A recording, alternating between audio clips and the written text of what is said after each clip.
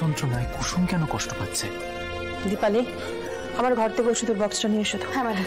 দেবী মা, ছোটবেলায় আমার কোথাও চোট লাগলে তাহলে আমার মা চুন হলুদের প্রলেপ লাগিয়ে দিত, তাতে ব্যথা তাড়াতাড়ি কমে যায়। আমিও ছোট সাহেবের পায়ে লাগিয়ে দেবো?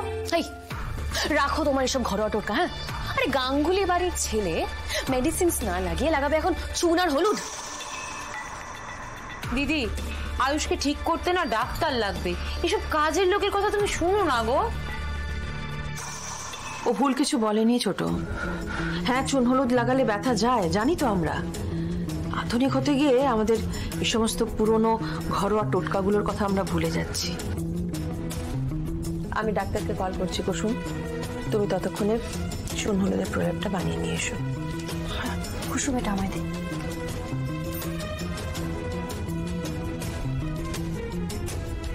ব্যথাটা একটু কম লাগছে আয়ুষ, না হলে কি কমে যাবে মা, কমে যাবে, একটু সময় দাও। তুমি পড়ে কি করে গেলে বলো তো? ওই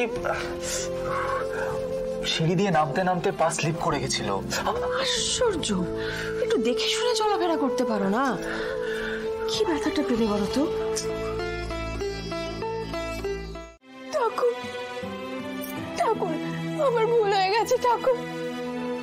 আমি হাত থেকে এই নোয়া বাঁধানো খুলে অনেক বড় ভুল করে ফেলেছি ঠাকুর।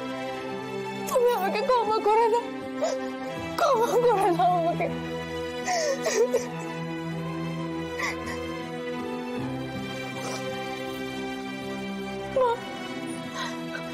মা, আমি এই নোয়া বাঁধানো ইচ্ছে করে খুলতে চাইনি গো। আমি তো চেয়েছিলাম আজীবন এই শতবার চিহ্ন বয়ে বেড়াতে, ঠিক তোমার মতো মা। কিন্তু এই নোয়া বাঁধানো খুলতে আমি বাধ্য হয়েছি। ওই দেবলীনা ম্যাডাম আর একটু হলে আমার হাতের নোয়া বাঁধানো দেখে ফেলতো মা। আমি যাতে দেবলীনা ম্যাডামের হাতে ধরা না পড়ে যায়, সেই জন্য আমি এই নোয়া বাঁধানো ভয়তে খুলে ফেলেছিলাম মা, ভয়তে খুলে ফেলেছিলাম।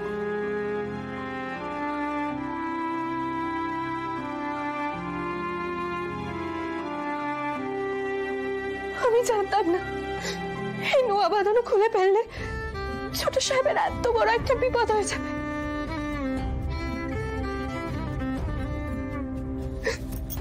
সব না বুঝে করেছি ঠাকুর। আমার ভুলের শাস্তি তুমি ছোট সাহেবকে দিও না। যা যন্ত্রণা দেওয়ার তুমি আমাকে দাও ঠাকুর, কিন্তু আমার ভুলের শাস্তি ছোট সাহেব কেন পেতে যাবে?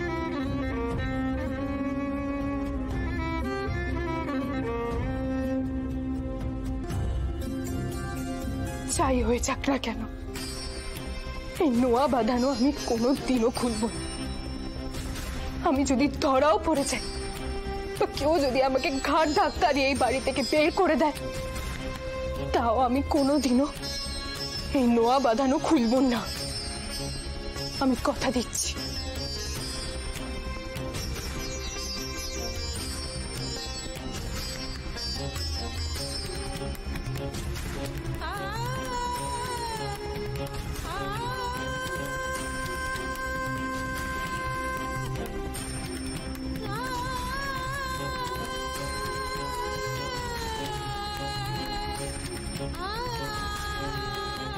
মৃত্যুর আগে পর্যন্ত এই নোয়া বাঁধানো আমি নিজের শরীরের থেকে আলাদা হতে দেব না। ভাইদা, সব ফাইল নিয়ে চলে এসেছি। আর রিকোয়েস্ট করছি, কেউ যেন না জানে। মা যদি জানতে পারে আমাকে বাড়ি থেকে বের করে দেবে।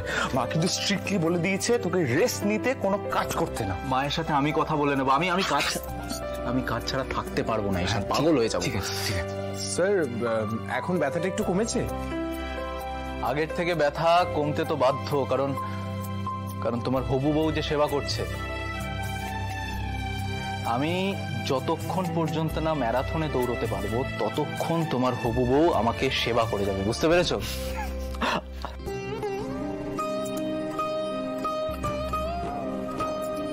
আমি যে হাতে নোয়া বাঁধানো পড়ে আছি, সেটা যেন কেউ দেখে না ফেলে। কুসুম, তোমার এই রূপটা তো আমার আগে দেখাই ছিল না। তুমি যে এত ভালোবেসে সবার যত্ন নিতে পারো, সেটা তো আমার জানাই ছিল না। তোমার হবু বউ তো লজ্জা পেয়ে গেল। সত্যি এই রূপটাও দেখা ছিল না।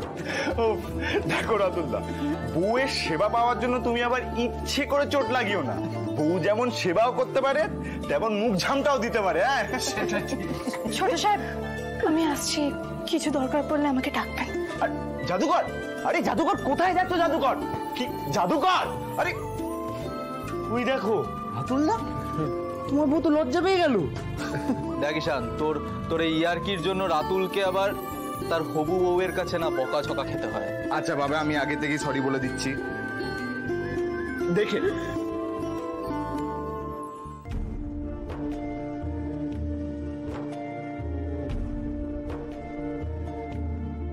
আগের থেকে ব্যথা কমতে তো বাধ্য, কারণ তোমার হবু বউ যে সেবা করছে। আমি যতক্ষণ পর্যন্ত না ম্যারাথনে দৌড়তে পারবো ততক্ষণ তোমার হবু বউ আমাকে সেবা করে যাবে, বুঝতে পেরেছো? ছোট সাহেব না জানো, কিন্তু আমি তো ছোট সাহেবকে নিজের মন থেকে আমার স্বামী হিসাবে মেনে নিয়েছি মা।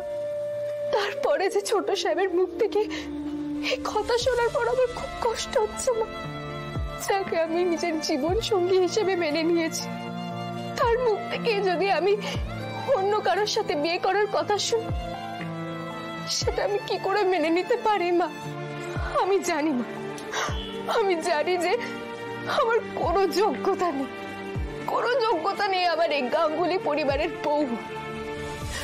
আর আমি চাইও না এই গাঙ্গুলি পরিবারের কেউ বা ছোট সাহেব আমার মনের কথা বুঝুক, আমার এই নতুন পরিচয় জানুক।